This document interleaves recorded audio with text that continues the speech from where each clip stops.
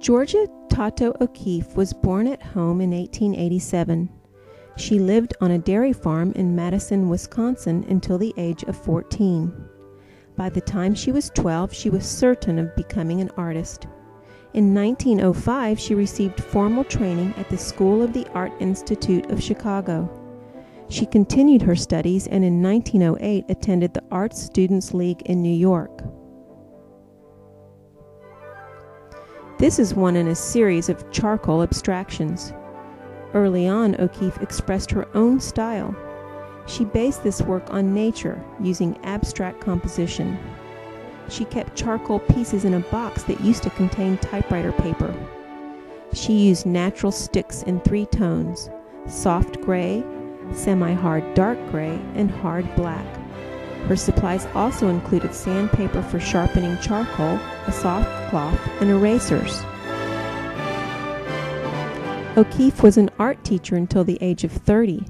She settled in New York and married famous photographer Alfred Stieglitz in 1924. Her husband helped launch her artistic career by exhibiting her work. This is a depiction of where she was born in Sun Prairie, Wisconsin.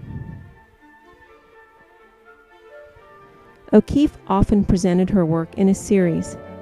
Here she depicts New York in her unique style. She lived on top of a hotel and could look down into the city.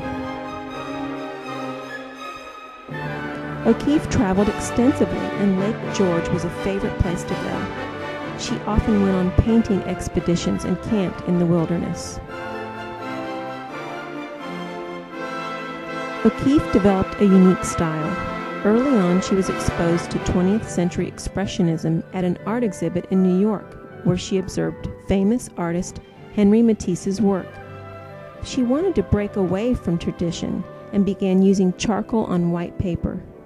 She continued a uniqueness of abstract work throughout her career as an artist.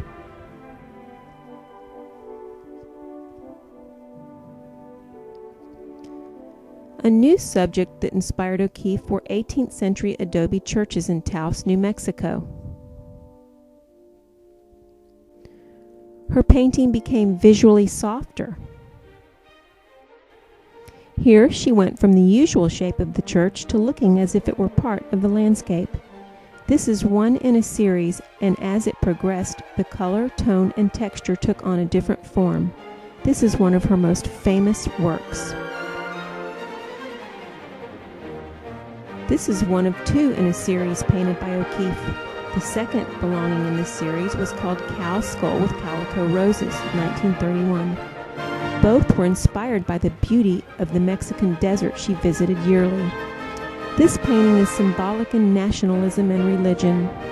The skull evokes a mystical power with the frontal placement, as if almost sacred. This picture was titled Far Away because of the beautiful, untouched, lonely-feeling place. Her use of color captures the essence of the subject. Her contemporaries knew her as a great colorist. O'Keeffe's signature images were flowers, animal bones, and landscapes. Again, this is depictive of O'Keeffe's love of flowers. She painted flowers in a magnified view. She painted them predominantly in the 1930s and created over 60 works. Pictured here are O'Keeffe with her husband Alfred Stieglitz. He orchestrated her first exhibit in New York at 291. He also showed her first solo exhibit there in 1917. He was 24 years older than O'Keeffe.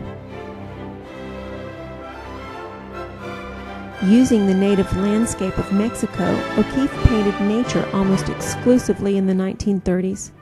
This was one in a series.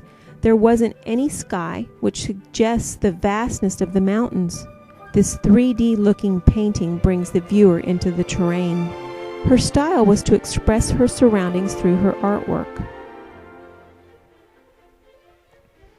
I found it interesting that even her handwriting looked artistic.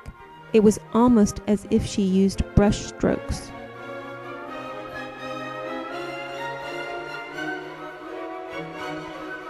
O'Keeffe lived till the age of 98. Before she died, she stated this about death: "When I think of death, I only regret that I will not be able to see this beautiful country anymore, unless the Indians are right and my spirit will walk here after I'm gone." Her ashes were scattered from the top of Pedernal over the landscape she loved so dearly.